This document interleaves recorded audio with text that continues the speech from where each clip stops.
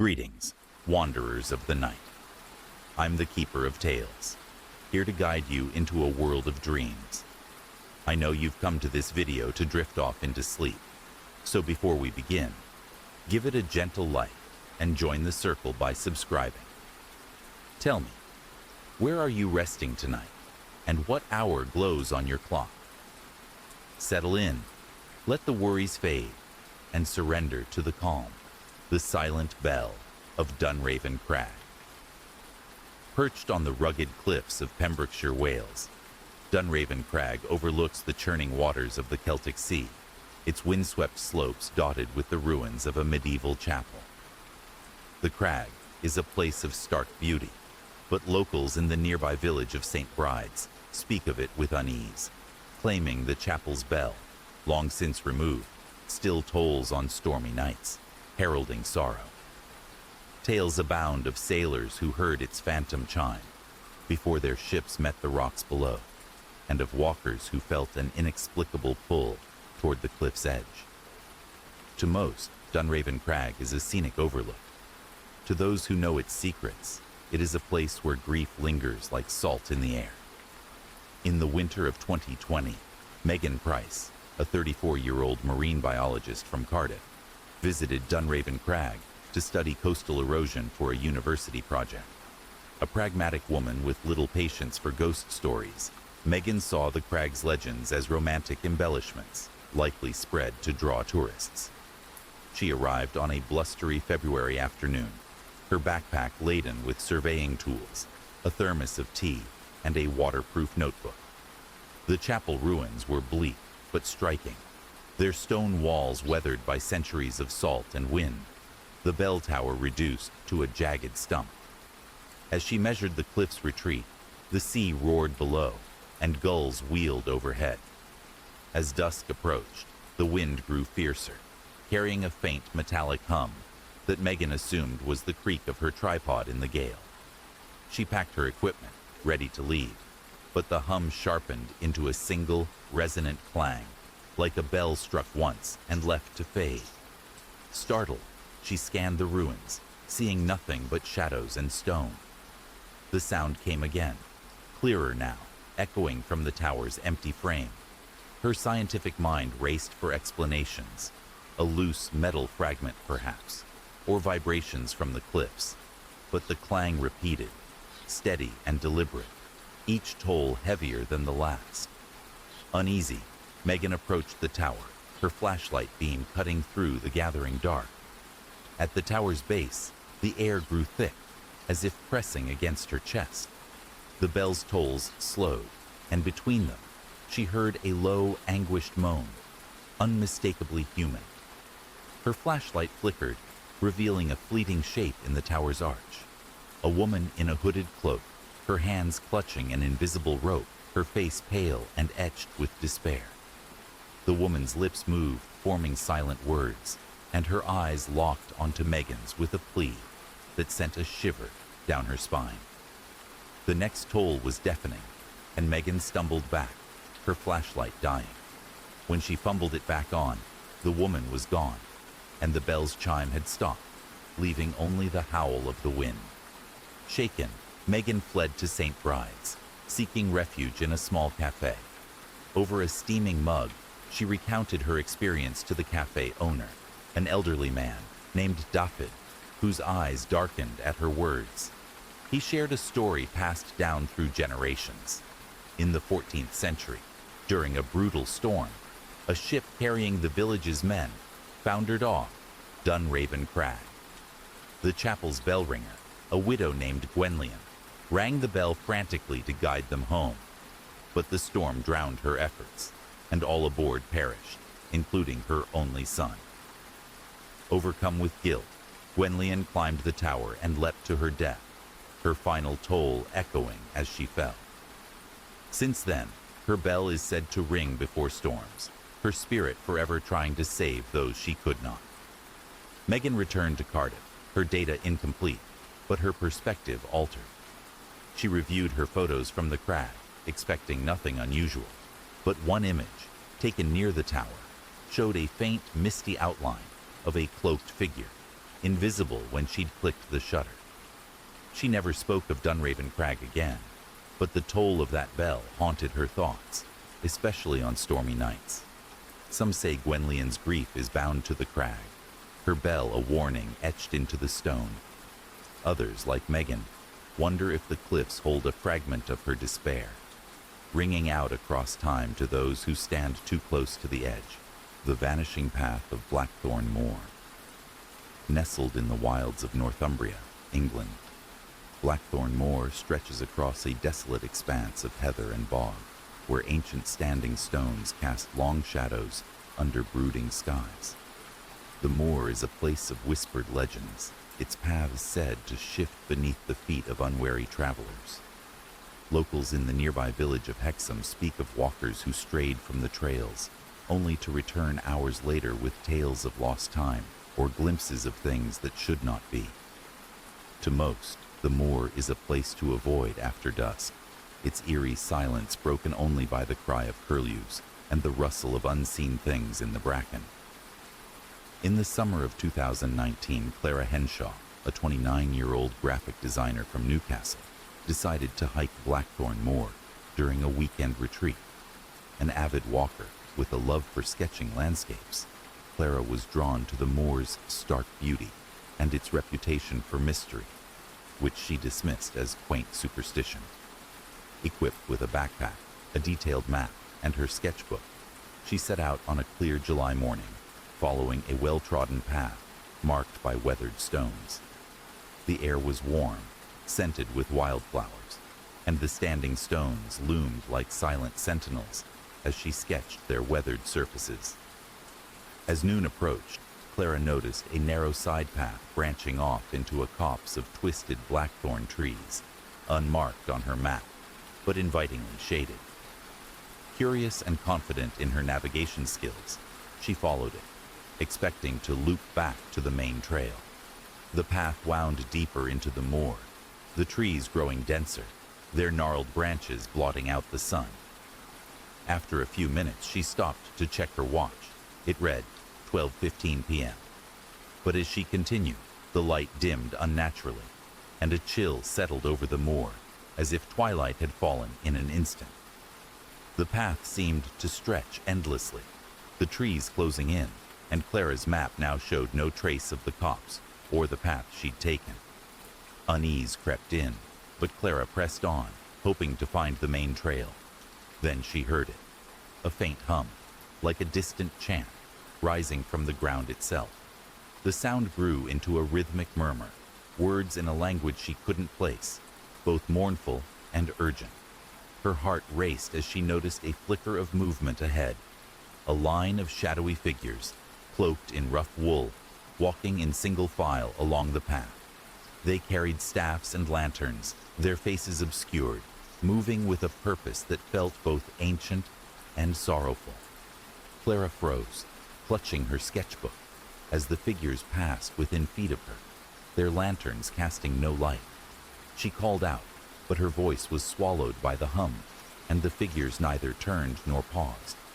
Terrified, Clara turned to flee, only to find the path behind her gone, replaced by an unbroken wall of blackthorn. Panic surged as she stumbled forward, following the figures, who vanished around a bend. When she reached the spot, the path abruptly ended at a clearing she hadn't seen before, dominated by a single standing stone, carved with spirals. The hum ceased, and the air grew still. Clara checked her watch. It now read 6:45 p.m., though she felt only minutes had passed. Her phone showed no signal, but the timestamp on her last photo, taken at 12:10 p.m., confirmed she'd lost over 6 hours. Shaken, Clara retraced her steps, somehow finding the main trail again. She reached Hexham by nightfall, her sketchbook clutched tightly, though she couldn't recall drawing anything. At the village pub, she shared her story with an elderly barmaid, Agnes, who listened with a knowing nod. Agnes revealed that Blackthorn Moor was once a sacred site for a druidic sect, driven out in the 5th century during Christian purges. The sect's final ritual, a plea to their gods for protection, was said to have bound their spirits to the moor, their procession eternally retracing a path lost to time. Those who stumbled upon it, like Clara, were said to cross into their moment of exile, losing hours in a blink. Back in Newcastle, Clara developed her photos, expecting nothing unusual. But one image, taken at the Standing Stone, showed faint, translucent figures circling it, their lanterns glowing dimly. Figures she hadn't seen when she pressed the shutter. She never returned to Blackthorn Moor, but the hum lingered in her dreams, and her sketches from that day depicted a path she couldn't remember drawing. Some say the moor's paths are alive, shifting to ensnare the curious, replaying the Druid's last march. Others, like Clara, wonder if the moor is a tier in time, where the past walks alongside the present, waiting for those who stray too far. The ember glow of Raven's Tor. High in the Pennine Hills of northern England, Raven's Tor rises like a somber sentinel over the windswept dales of Derbyshire. Its craggy summit, crowned with a circle of weathered stones, is a place of whispered dread, where the air carries the faint tang of smoke, even on clear days. Locals in the village of Edale speak of a fire that burns without fuel, seen only by those who linger too long at dusk. Tales tell of shepherds who glimpsed flames atop the Tor, only to find cold stone, and of hikers who felt an oppressive heat that left no mark. To outsiders, Raven's Tor is a rugged landmark. To those who know its lore, it is a place where a forgotten tragedy smolders still. In the autumn of 2021, Sarah Bennett, a 27-year-old photographer from Sheffield, trekked to Raven's Tor to capture its stark beauty for a local art exhibition. A self-described skeptic with a passion for moody landscapes, Sarah brushed off the village's warnings as quaint folklore, eager to shoot the stone circle against the setting sun. She arrived in the late afternoon, her camera bag slung over her shoulder, the moorland air crisp and tinged with heather. The Tor loomed above, its stones etched with faint, spiraling patterns she assumed were natural weathering. As she set up her tripod, the wind carried a distant crackle, like twigs snapping underfoot. As the sun dipped below the hills, casting long shadows, Sarah noticed a faint glow pulsing at the center of the stone circle, like embers catching in a breeze. Thinking it was a trick of the light, she adjusted her camera, but the glow intensified, accompanied by a low, rhythmic thrum, as if the earth itself were breathing. Curious but wary, she approached, her boots crunching on gravel.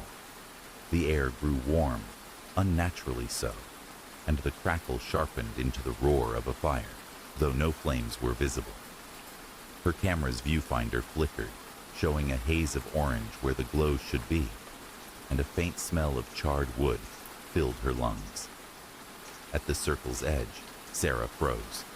The glow erupted into a spectral blaze, flames licking the stones without consuming them, illuminating a scene within the circle.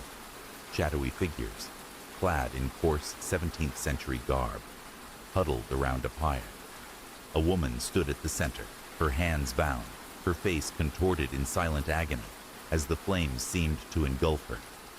The figures watched, their expressions a mix of fear and resolve, their lips moving in unison, chanting words Sarah couldn't hear. She snapped a photo, the flash blinding, and the vision vanished.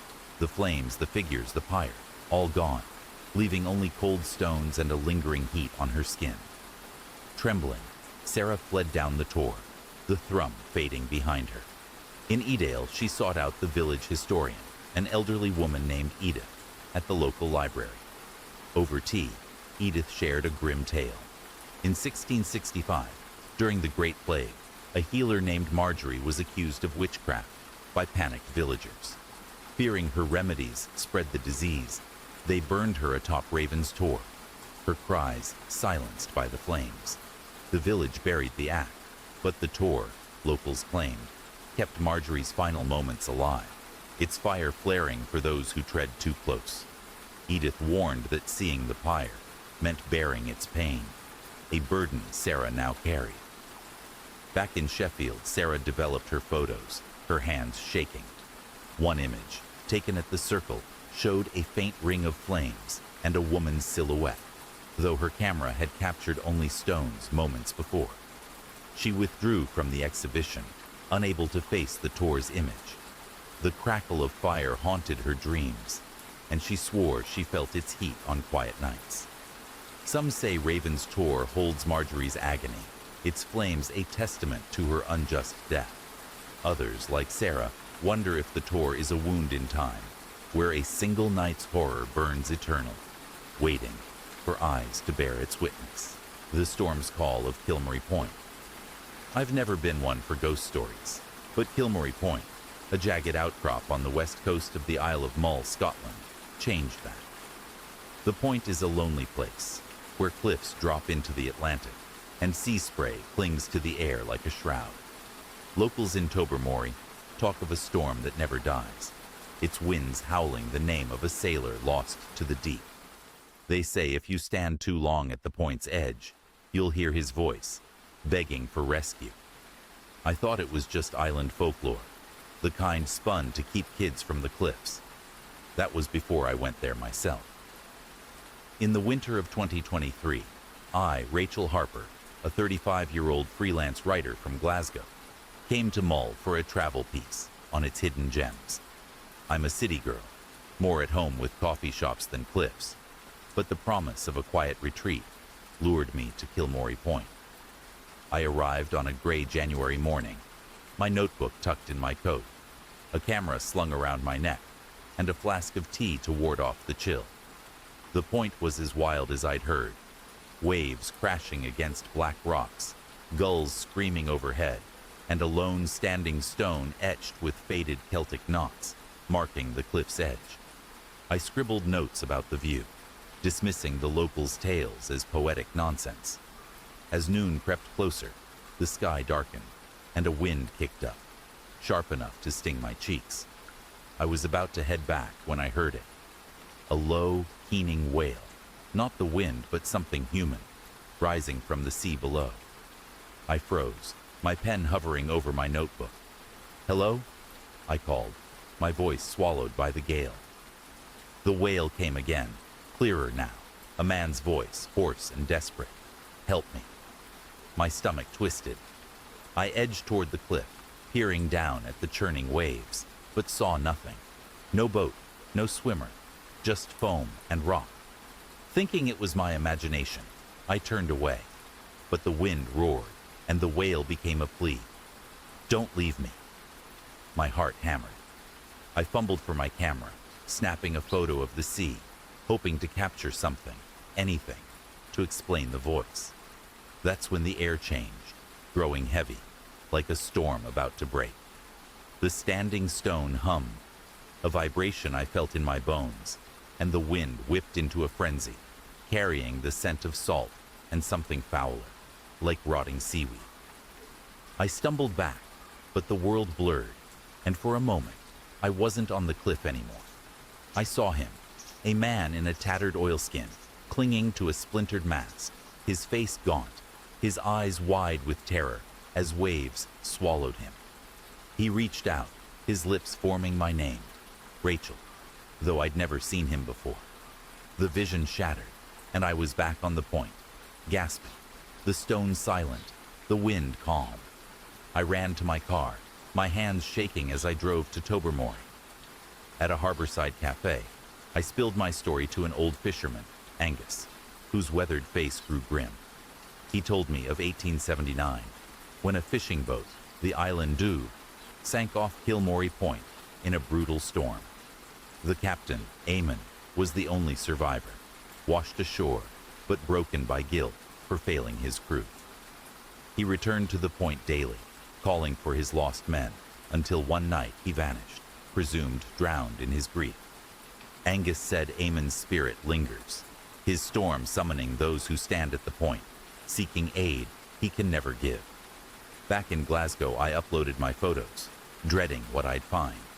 One image, taken at the cliff's edge, showed a faint, translucent figure in the waves, his arm outstretched, though the sea was empty when I clicked the shutter. I deleted it, unable to look at his face. I haven't returned to Mull, but Eamon's voice echoes in my quiet moments, a plea I can't answer. Some say Kilmorey Point traps his torment.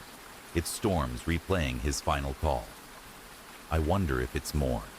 A crack in time where his loss reaches out, searching for someone to pull him from the deep, the midnight call. This happened to me last winter. I had just moved into a new apartment in a quiet part of the city. It was an old building, with narrow hallways and peeling wallpaper. The kind of place that felt a little forgotten by time. I didn't mind it. I liked the solitude. One night I was already in bed, trying to sleep after a long week at work. It was just past midnight when my phone rang. I remember looking at the screen, expecting to see a call from a friend, or maybe a family member. But there was no name, just a number, a string of digits that didn't look familiar at all. I hesitated before picking it up. I wasn't expecting anyone, but curiosity got the best of me, and I swiped to answer. "Hello?"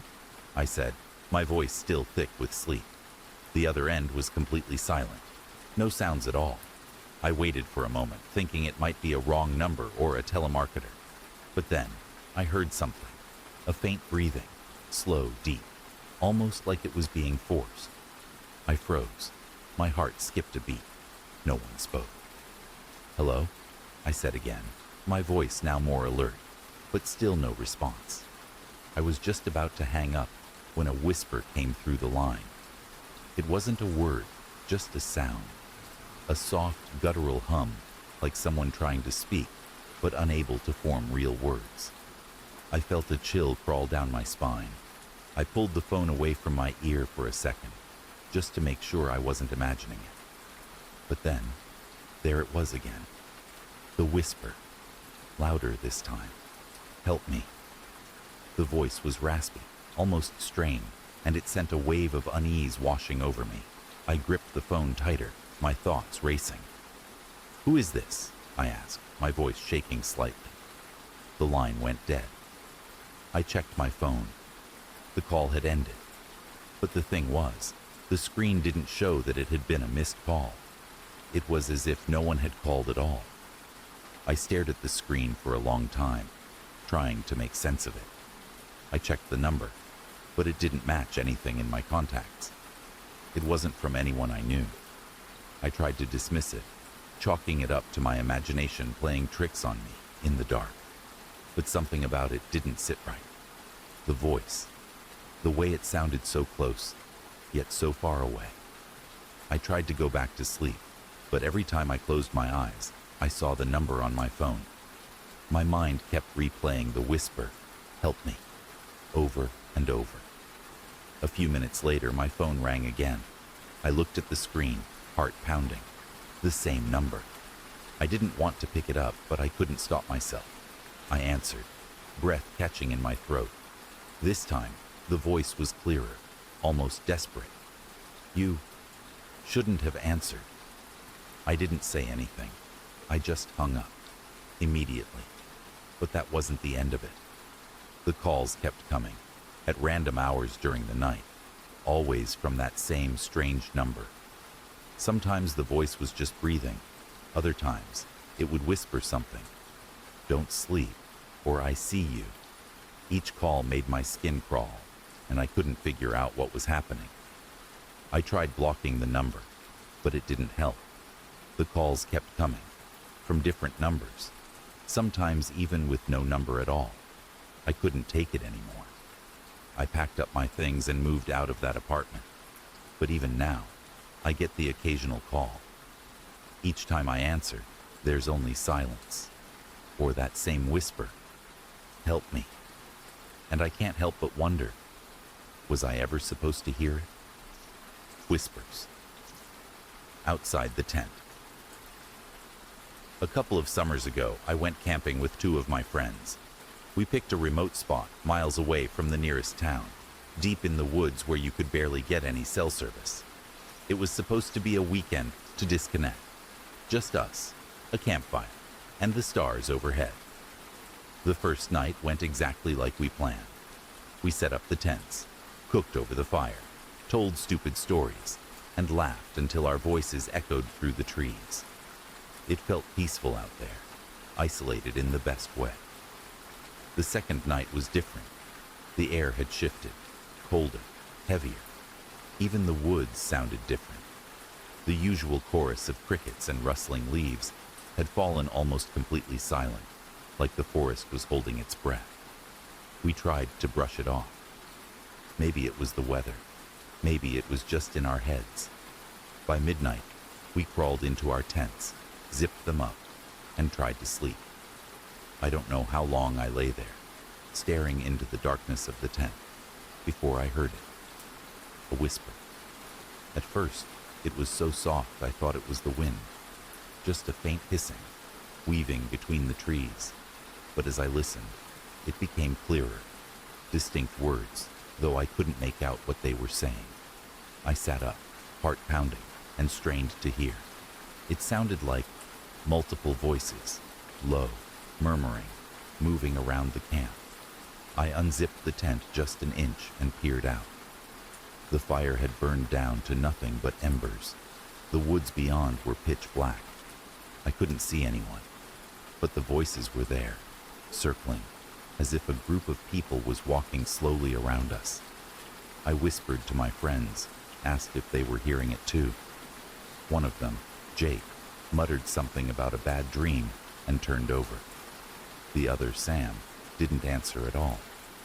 Then I heard footsteps. Soft at first, like someone stepping carefully through the underbrush, getting closer, closer. Suddenly, something brushed against the side of my tent. Just a light touch, like fingers running along the fabric. I froze, barely breathing. Another whisper, right outside the tent now. So close I could almost feel the breath behind it. Still no clear words. Just the sickening feeling that whoever, or whatever, was out there, was trying to lure us out. I clenched my flashlight, but I didn't turn it on.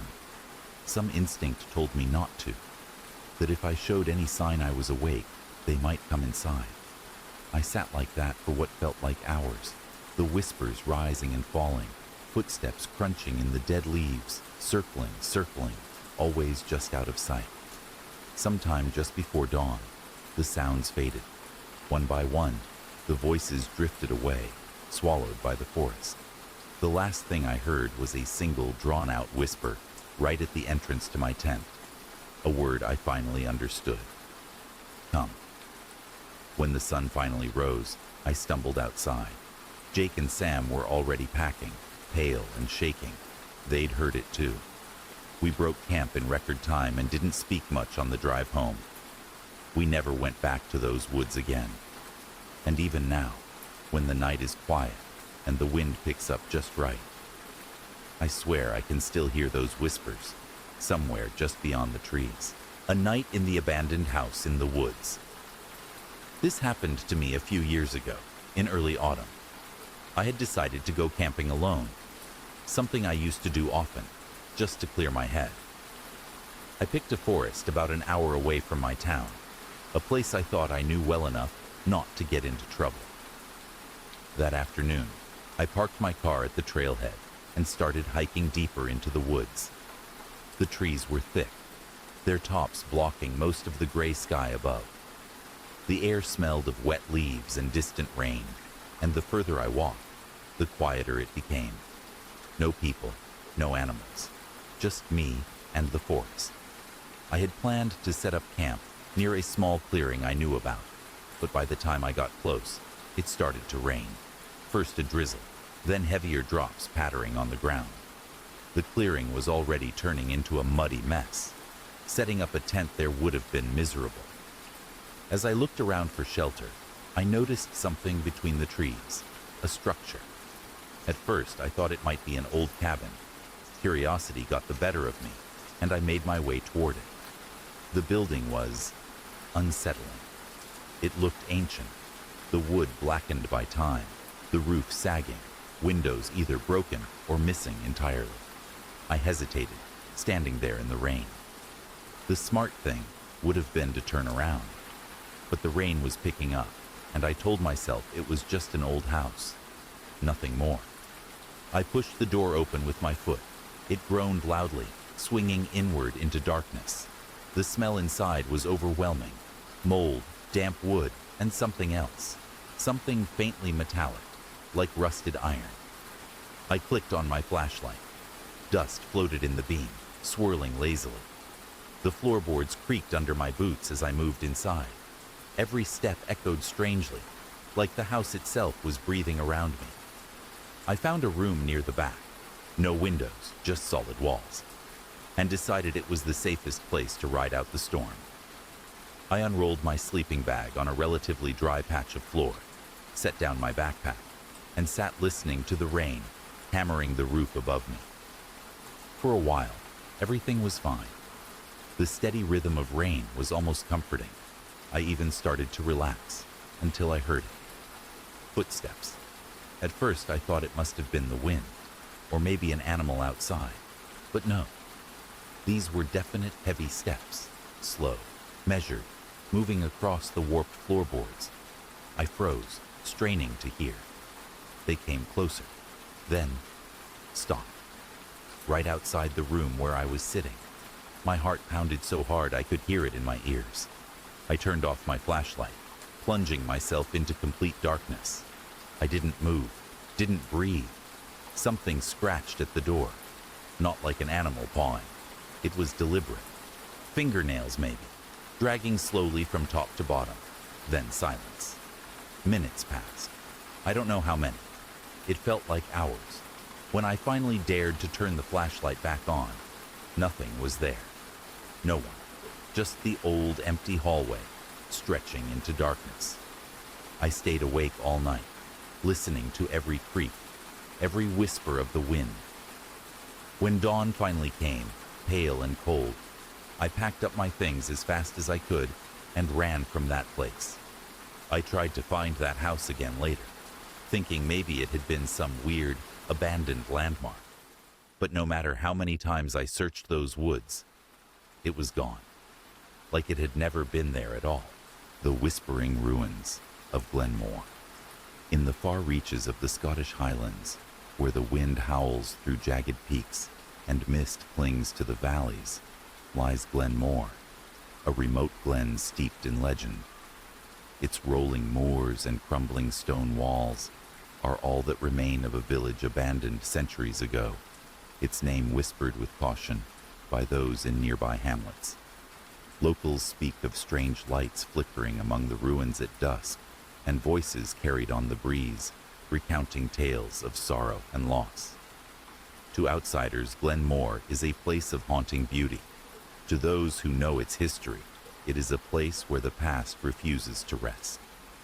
In the autumn of 2017, Ewan Fraser, a history teacher from Aberdeen, ventured to Glenmore to research a book on forgotten Highland settlements.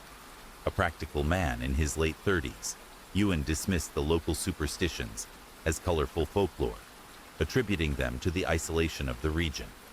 Armed with a notebook, a camera, and a map, he arrived at the glen on a crisp October morning, the air heavy with the scent of damp earth and heather. The ruins were as he'd imagined, scattered stones marking the outlines of long-gone homes, a collapsed kirk, and a single intact archway, etched with faded Gaelic runes. As he sketched the archway, he felt a peculiar chill, though the sun was high and the wind still. By mid-afternoon, Ewan had explored most of the site, taking photos and jotting notes about the village's likely demise during the Highland clearances. As he sat on a moss-covered stone to eat a sandwich, he noticed a faint sound, like a low murmur, rising from the direction of the kirk. Thinking it was the wind whistling through the broken walls, he ignored it and continued writing. But the sound grew clearer, resolving into what sounded like a man's voice, hoarse and pleading, though the words were indistinct. Curious but cautious, Ewan stood and approached the kirk, his boots sinking into the soft earth. Inside the roofless kirk, the air felt heavier, as if the ruins were holding their breath. The murmuring stopped abruptly, replaced by silence so profound it made Ewan's ears ring. He scanned the empty space, seeing only crumbling stones and patches of grass. Then, from the corner of his eye, he caught a flicker of movement near the altar, a shadow that seemed to shift against the light. Heart pounding, he raised his camera and snapped a photo, the flash illuminating the ruins.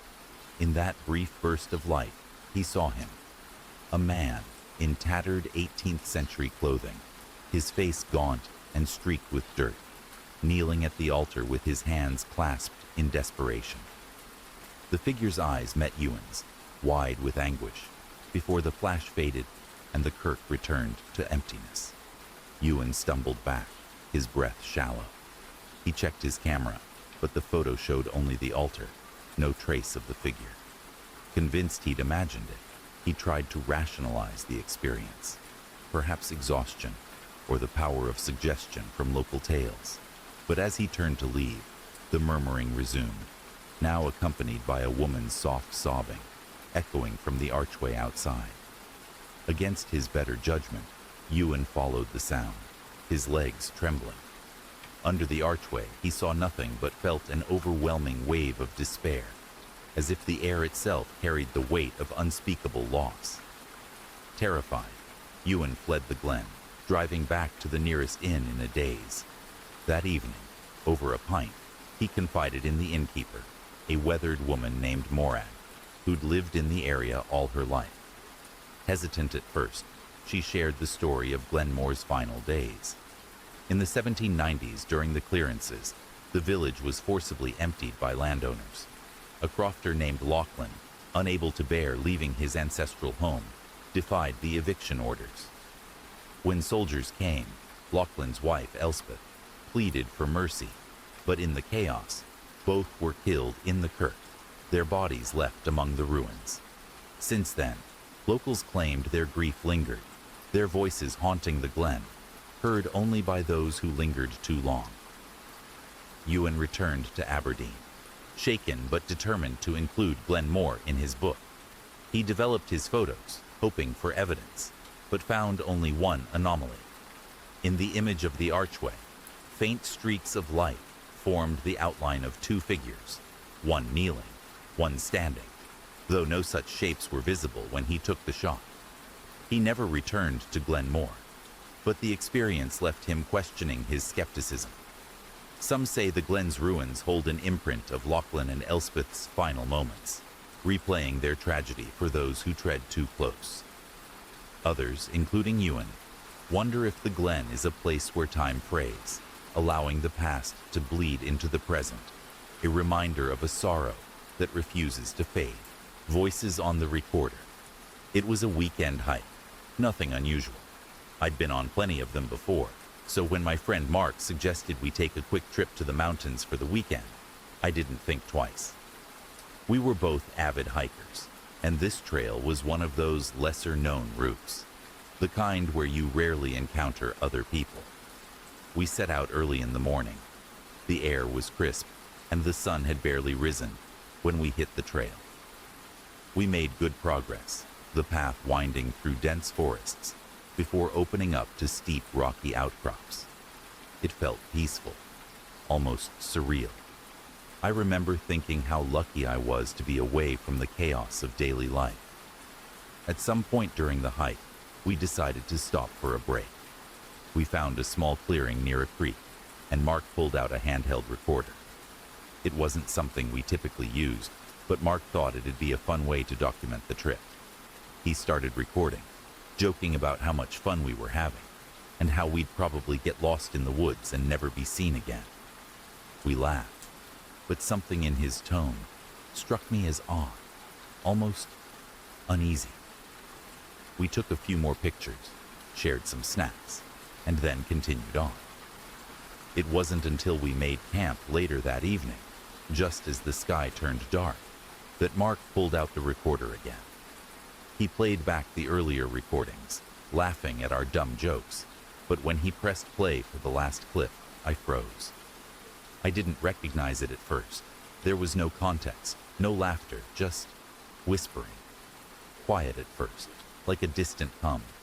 Then, unmistakably, a voice, harsh and raspy, like it was coming from deep within the earth itself. "Get out," it whispered, barely audible, but clear enough for me to hear.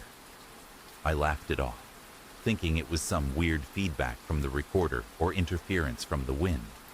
But then the voice came again, louder this time and clearer. "Leave now." I felt a chill run down my spine. Mark was already hitting the rewind button, playing the same part over again. The voice was still there, but there was more now.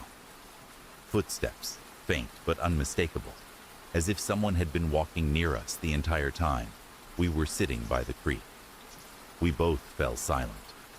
It was unnerving, especially since the recorder had been lying on the ground the entire time, right next to us. There was no one else around, just the two of us in the middle of nowhere. Mark shrugged it off at first, but I couldn't shake the feeling that something was wrong. I told him I wasn't comfortable staying out there for the night, that the forest felt alive in a way I couldn't explain.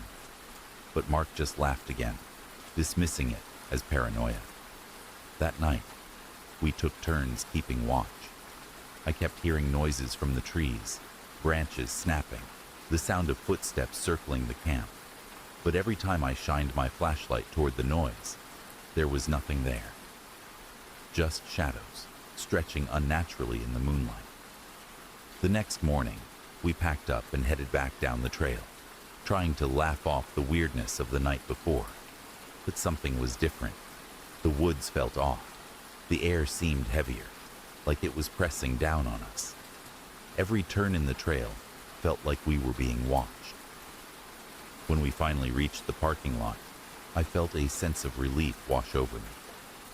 It wasn't until we were back home that I decided to check the recorder again. I didn't even have to press play. The moment I turned it on, I heard it. A low hum, followed by a voice, clearer than ever before. "Stay away." It wasn't just a warning, it was a command. I tried to erase the recordings, but they wouldn't delete. I reformatted the device, but every time I checked, the files were there. Always on the same day, always that same voice. It was almost like something was following me, reminding me that I had crossed into a place I shouldn't have been. I haven't gone back to those mountains since. I don't even go near any forests now. Every time I hear a strange noise at night or see a shadow move in the corner of my eye, I can't shake the feeling that whatever was on that recorder is still watching. And sometimes I hear that same voice, clear as day, echoing in my head. Stay away. The forgotten feast of Hollow Vale. In the shadowed heart of County Galway, Ireland. Hollow Vale is a windswept hollow where the River Corrib bends around a cluster of ancient yew trees, their gnarled roots clutching the earth like skeletal hands. The vale is a place of quiet dread, its mossy stones and sunken paths avoided by locals who murmur of a cursed banquet that never ends. Tales persist of travelers hearing laughter and clinking glasses on moonless nights, only to find the vale empty, its air thick with the scent of decay. To visitors, Hollow Vale is a picturesque relic. To those in nearby Ballinasloe, it is a place where the dead dine in silence. In the spring of 2022, Liam Walsh, a 42-year-old accountant from Dublin, visited Hollow Vale to settle a family matter. His late uncle had left him a small plot of land nearby, and Liam, ever practical, saw the trip as a chance to assess its value. A man of numbers, not superstitions, he scoffed at the village pub's warnings about the Vale, chalking them up to rural exaggeration. On a damp April evening, armed with a flashlight and a surveyor's map, he drove to the hollow, parking near a stone bridge that marked its edge. The yews loomed in the twilight, their branches swaying despite the still air, and a faint mist curled along the riverbank. As Liam surveyed the land, noting boundaries under the beam of his flashlight, he caught a whiff of something odd. Roasted meat and spiced wine, as if a feast were nearby. Puzzled, he followed the scent toward the yews, where the ground dipped into the vale's heart. There, beneath the trees, He saw a flickering glow, like candlelight, spilling from an open space he hadn't noticed before. As he approached, the scent grew stronger, mingled now with a sour note of rot. A low hum of voices, jovial, then strained, reached his ears, accompanied by the clatter of plates. Assuming a local gathering, Liam called out, but the sounds ceased abruptly, leaving only the river's murmur. Curiosity overriding caution, Liam stepped into the clearing. Before him stood a long oaken table, set for a grand banquet. Silver goblets, platters of steaming food, and chairs, filled with figures in tattered finery, their faces pale and hollow. At the table's head sat a man in a velvet doublet, his eyes sunken, raising a goblet in a silent toast. The guests mirrored him, their movements mechanical, their lips moving without sound.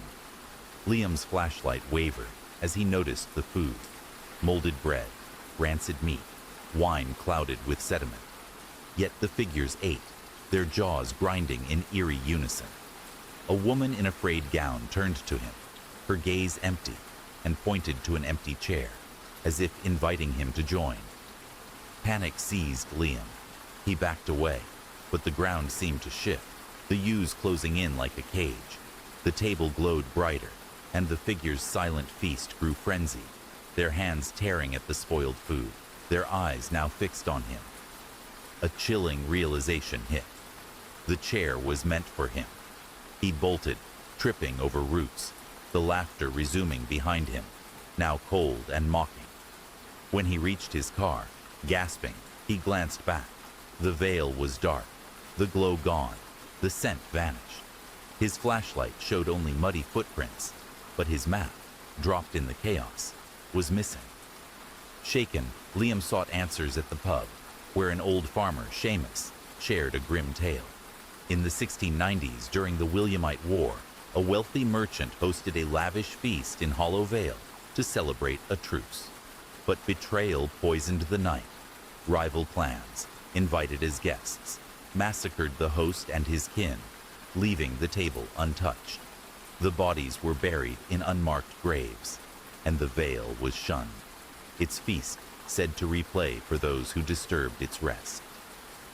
Seamus warned that joining the table meant joining the dead, a fate Liam had narrowly escaped. Liam sold the land without returning, but the memory clung to him. Weeks later, sorting his uncle's belongings, he found an old sketch of a banquet, the table and figures identical to those in the Vale, though the paper was dated 1701. He burned it, unable to bear its weight. Some say Hollow Vale traps the betrayed, their feast a curse that ensnares the unwary. Others, like Liam, wonder if the Vale is a stage where history's wounds replay, waiting for one more guest to claim its empty seat. The figure on the highway. This happened last winter, when I was driving back home after visiting my parents. It was late, sometime after midnight, and the highway was almost completely empty. Just a long, endless stretch of dark road, cutting through frozen fields. The weather had turned ugly. It had started snowing heavily, and the wind pushed the flakes across the road in swirling, ghostly patterns. My headlights barely cut through the storm, and I found myself gripping the wheel tighter, leaning forward, squinting into the white blur ahead. I was maybe 30 minutes from home when I first saw it. At the edge of the road, just beyond the shoulder, there was a figure. I caught it in a quick flash. A person, standing completely still in the snow. No car nearby, no movement, just standing there, staring. I felt a jolt of adrenaline, but before I could really react, I had already passed them. I thought maybe they needed help, that maybe their car had broken down somewhere behind the trees. I slowed down, debating whether I should turn around, but something about it felt wrong. I couldn't explain it. I kept driving. About 10 minutes later, I saw them again. Same figure, same spot, just off the side of the road, as if they had somehow gotten ahead of me, even though there were no exits, no cross streets, nothing but forest on either side. I was going 60 miles an hour. There was no way they could have walked, let alone run, that distance through knee-deep snow in the time it took me to get there. This time, I got a better look. They were wearing something dark, a coat, or maybe a cloak, but their face, it was pale, almost glowing against the darkness, and they were staring straight at me as I passed, not waving, not signaling for help, just standing, watching. The temperature inside my car felt like it dropped 10 degrees. I didn't slow down this time. I pressed harder on the gas, heart pounding, eyes darting between the rearview mirror and the road ahead. I kept telling myself there had to be a logical explanation. Maybe I was tired. Maybe it was a trick of the snow, the lights, my own exhausted mind. But deep down, I knew it wasn't. About 5 minutes from my town, I reached a long, curved stretch of highway where a single, battered old sign warned of deer crossing.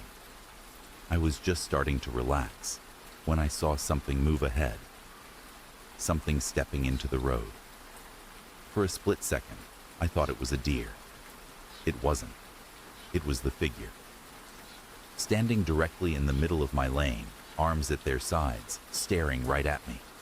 I slammed the brakes, tires screeching on the icy pavement.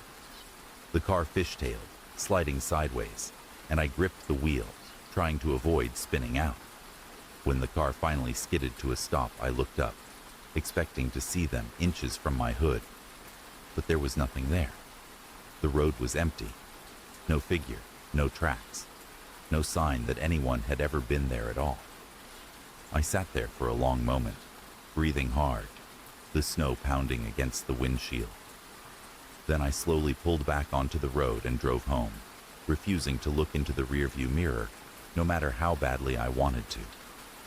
I didn't take that highway for months afterward, and sometimes, even now, when I'm driving at night, I get the feeling that someone's standing just off the side of the road, waiting. The Phantom Blade of Thornwick Hollow. Deep in the Yorkshire Dales of northern England, Thornwick Hollow is a secluded valley where twisted oaks and jagged limestone cliffs guard a forgotten battlefield. The hollow is a place of eerie stillness, its air heavy with the memory of blood and steel. Locals in the nearby village of Grassington whisper of a spectral clash that echoes through the mist, the clash of swords heard when fog blankets the hollow. Tales speak of wanderers who glimpsed a fleeting duel beneath the oaks, only to find no trace of combatants. To ramblers, Thornwick Hollow is a rugged beauty spot. To those who know its past, it is a place where honor and betrayal clash eternal. In the autumn of 2022, Oliver Grant, a 39-year-old park ranger from Leeds, was assigned to survey Thornwick Hollow for trail maintenance. A stoic man with a love for the outdoors and a disdain for ghost stories, Oliver saw the local legends as fanciful tales spun to scare hikers. On a foggy October morning, he arrived with a clipboard, a GPS device, and a thermos of coffee. The hollow shrouded in a thick mist that muffled his footsteps. The oaks loomed like specters, their branches clawing at the sky, and the limestone cliffs glistened with dew. As he marked a trail, a faint metallic clink, like steel striking steel, broke the silence. Assuming it was a loose rock or a hiker's gear, Oliver scanned the hollow, seeing only fog and trees. The clink grew sharper, joined by a low grunt of effort, as if two men were locked in combat. His curiosity piqued. He followed the sound toward a clearing beneath the largest oak, where the mist swirled unnaturally, forming eddies that seemed to pulse with intent. The air grew taut, and a sharp, cold gust carried the scent of iron and sweat. Oliver's GPS flickered, its screen glitching, and the clinking became a furious clash, punctuated by a cry of rage. He gripped his clipboard, heart racing, as the fog parted to reveal a glint of metal. A sword, lying half buried in the earth, its blade etched with intricate runes. Compelled to touch it, Oliver reached for the sword, but as his fingers grazed the hilt, the clearing erupted in motion. Two figures materialized from the mist, clad in 18th century garb, one in a tattered red coat, the other in a dark cloak, their swords locked in a deadly dance. The red-coated man, his face scarred and furious, parried a blow from his cloaked opponent, whose eyes burned with betrayal.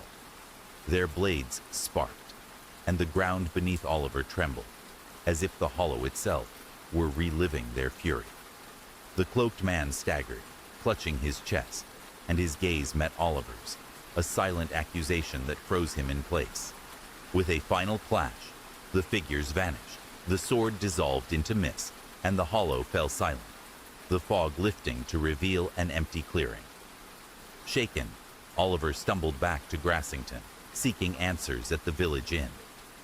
There, an old blacksmith, Thomas, shared a tale of 1745, during the Jacobite Rising. Two brothers, Alistair and Duncan, swore loyalty to opposing sides, one to the crown, one to the Stuarts. Their feud culminated in a duel in Thornwick Hollow, where Alistair, the elder, struck down Duncan in a fit of rage, only to die of his own wounds days later. The brothers' swords were buried with them, but the hollow, Thomas said, replayed their betrayal for those who disturbed its peace, the blade a conduit for their unending strife. Oliver returned to Leeds, his survey unfinished, the clash of swords echoing in his mind. He reviewed his GPS data, finding a single anomaly, a brief video clip recorded unintentionally, showing a faint blur of two figures beneath the oak, though he'd seen no one when it was captured. He avoided Thornwick Hollow thereafter, but the weight of that glance lingered. Some say the hollow traps the brothers' fury, their duel a wound that bleeds through the mist. Others, like Oliver, wonder if the valley is a stage where time replays its darkest oaths, waiting for hands to touch the blade that binds them. The lost locket of Sorrow's Beck. Tucked away in the rolling hills of County Antrim, Northern Ireland, Sorrow's Beck is a narrow stream that winds through a secluded glen, its banks lined with ancient hawthorn trees and crumbling dry stone walls. The beck is a place of quiet unease, its waters said to carry the echoes of a child's cry, heard only when the moon is hidden. Locals in the nearby village of Glenarm whisper of a locket lost in the stream, its gleam drawing wanderers to the water's edge, only to leave them with a weight they cannot shake. To passers-by, Sorrow's Beck is a serene brook. To those who linger, it is a place where a mother's grief ripples through time. In the summer of 2023, Fiona Kelly, a 31-year-old librarian from Belfast, visited Sorrow's Beck to escape the bustle of city life. A reserved woman with a fondness for local history, Fiona was intrigued by the glen's folklore, but saw it as charming myth, not reality.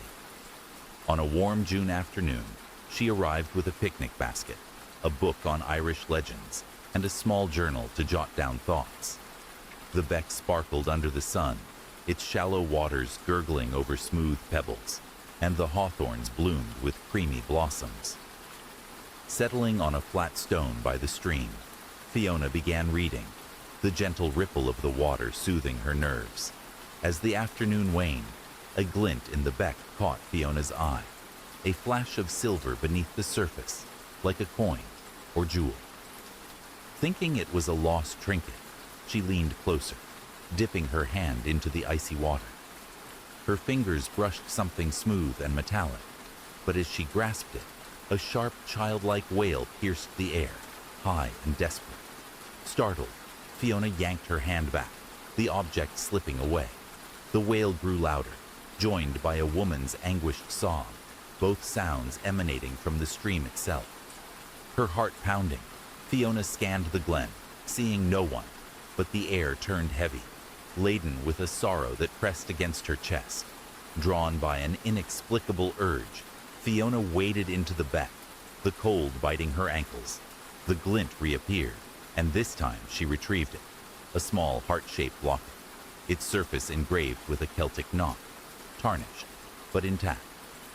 As she held it, the wail intensified, and the water around her seemed to shimmer, revealing a fleeting vision. A young girl in a 19th century dress, clutching the locket, her face streaked with tears, while a woman in a shawl knelt beside her, reaching out in vain. The girl's lips moved, forming the word "Mama." Before the scene dissolved, the beck returning to its tranquil flow. Fiona stumbled to the bank, the locket clutched in her trembling hand, the cries fading, but their weight lingering in her heart. Shaken, Fiona sought answers in Glenarm, finding an old seamstress, Bridget, who knew the beck's lore. Over a flickering hearth, Bridget recounted a tragedy from 1847 during the Great Famine. A widow named Saoirse, starving and desperate, sent her daughter, Nia, to a wealthy landowner for aid, giving her a locket as a token of their bond. Nia never returned, lost to fever or worse, and Saoirse, consumed by guilt, drowned herself in the beck, searching for her child.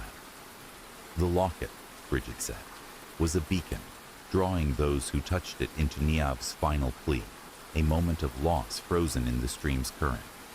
Fiona returned to Belfast, the locket locked in a drawer, but its presence unsettled her.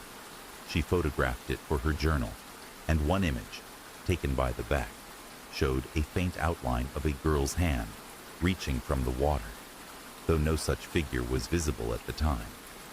Fiona donated the locket to a local museum, unable to bear its sorrow, but she felt Niamh's cry in quiet moments. Some say Sorrow's Beck holds the grief of Saoirse and Niamh, its waters replaying their parting for those who find the locket. Others, like Fiona, wonder if the stream is a mirror of lost love, reflecting a moment that binds the living to the dead. And so, wanderers of the night, our tale dissolves into the shadows. The echoes of this story linger softly, like a whisper on the wind, carrying you deeper into the embrace of dreams. Rest now, beneath the watchful stars, and let the stillness cradle you until the dawn. Sleep well, my friends, until the next tale calls you back. Good night.